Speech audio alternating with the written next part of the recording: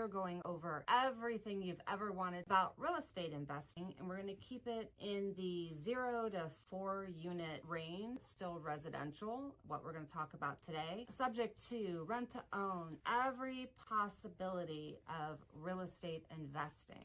I'm going to put the timestamps down below. I'm so excited to share this with you. Real estate investing is a passion of mine, and as far as passive income, there's nothing better for generational wealth and being able to quit your day job and create passive income and cash flow. You can start a new life depending on your goals, whether you want 0 units or 1,000 units. It all starts somewhere, right? So the first thing I want to start with is just in general investing in what you need to look for. You decide your plan, your exit strategy. Where do you want to end up is very much how you're going to build your plan going in. Do you want to have apartment buildings? Do you want to have duplexes, quads? I mean, what is your personal goals? You know, when I started out, I wanted to go as big as I possibly could because I don't know how to fix anything. And I knew I would need to have full-time employees to help me out and handle part of the construction.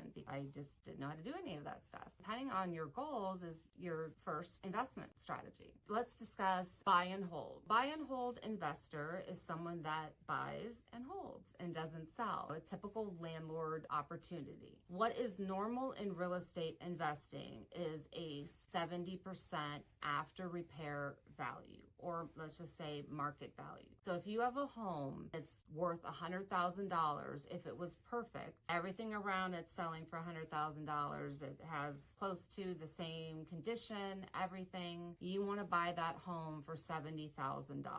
Now, that's not being greedy. Everyone in the investing world knows that a buy and hold investor wants to be at 70% market value, which is awesome because when I first started, I bought for cash flow. I didn't even know that you could do both and make money on a cash flow producing property, which blows my mind that I didn't know that way back then. But you start somewhere, right? So you want to be at 70% ARV. If you have to put $10,000 to make it rent ready, you subtract that as well. If it's a $100,000 home, you have to put $10,000 in it to make it rent ready. You then want to have the house for $60,000. Beautiful. You get a home for like that, done deal. The math works. That's great. What you also, how I look at those investments as well is I always look at the cash on cash return, because you're looking at so many properties when you first start that you need a simple way to see if you want to move on to the next round of due diligence. So what I always utilize is cash on cash return. So I look at the annual rent roll divided into the outlay of cash. It's not the mortgage amount or the financed amount that you're going to be doing, but it's actual cash. If you have to put down 20% on a $100,000 home, you've got 20 grand in it, plus your closing costs, plus whatever. You take all the cash and then you take the rent roll for the year and divide that into your cash outlay, and that gives you your cash on cash return. Anything 21% or above, I'm all for, I'm all in. That's my numbers. I won't look at anything unless it's 21% or above. Buy and hold, I look for 3 bedrooms, 2 bathrooms, schools. So you want a nice quiet neighborhood.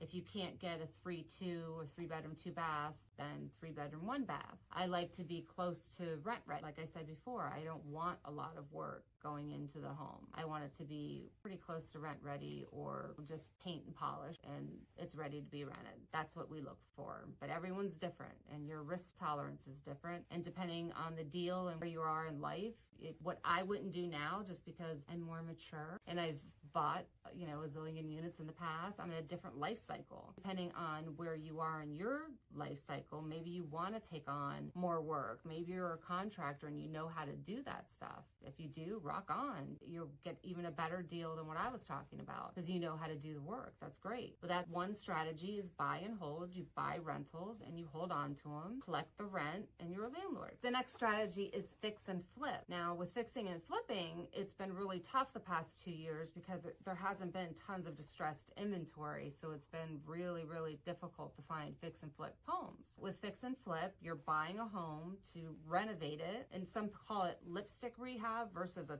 total gut rehab. Just depends, again, on your risk tolerance and what your skill set is. Again, if you're a contractor and you know how to do this stuff, that would be like nothing to you. Where with me, I've only done a couple fix and flips. I tend to, when I get a fix and flip, I will wholesale it to another investor because it's just not what I want to do. With fix and flip, you're typically getting short-term money. If you are borrowing and don't have the cash for the project, getting short-term money, or typically working with a hard money lender where they'll fund the project and give you the time to complete the project and sell the home.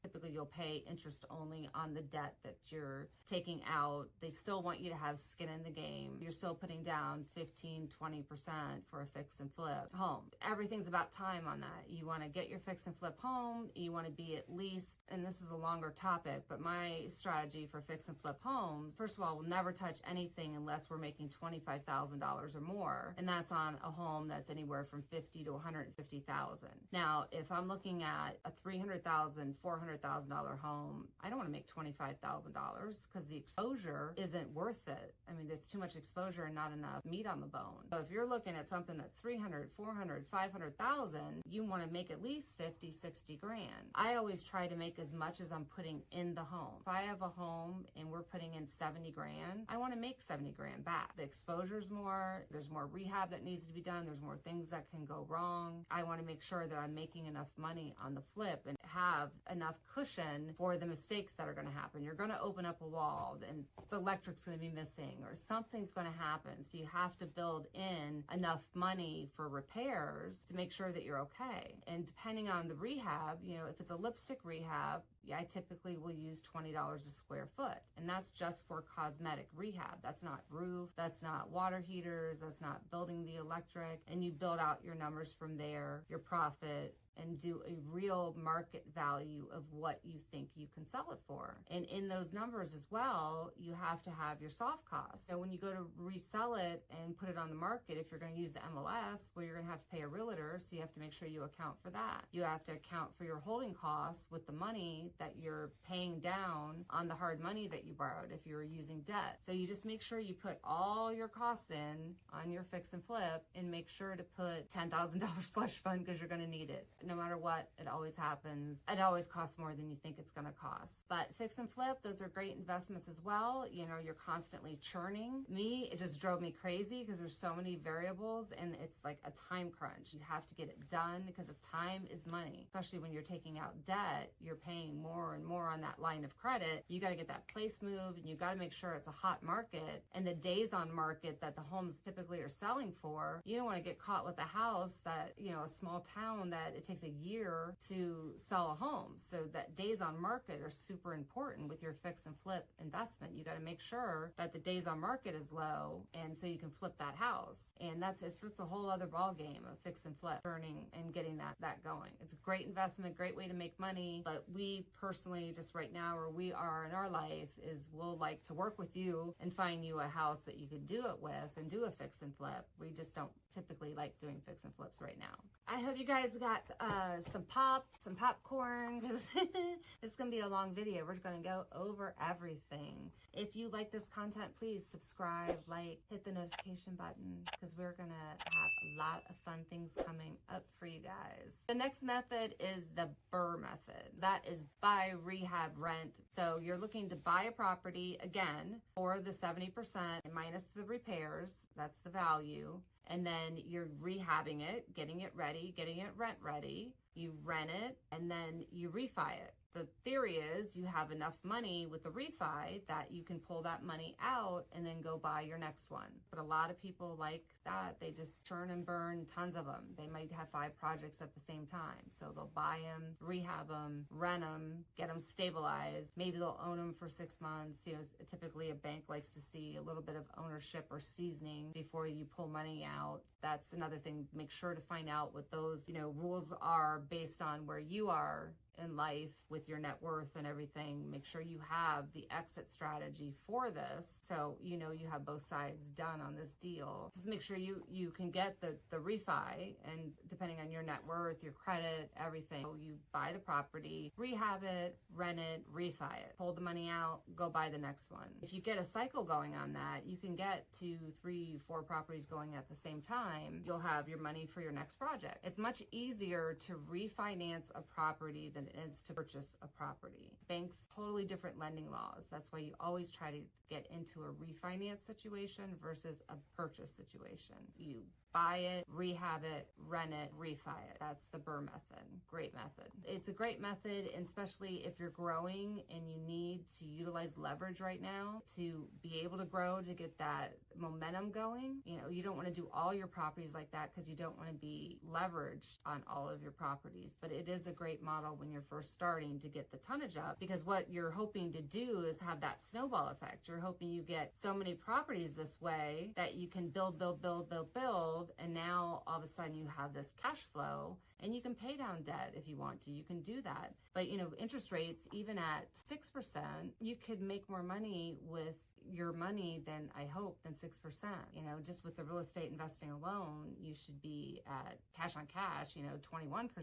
So I much rather have the debt out there than I would having the cash just sitting there not working for me. So it's a great method. I like the BRRRR method.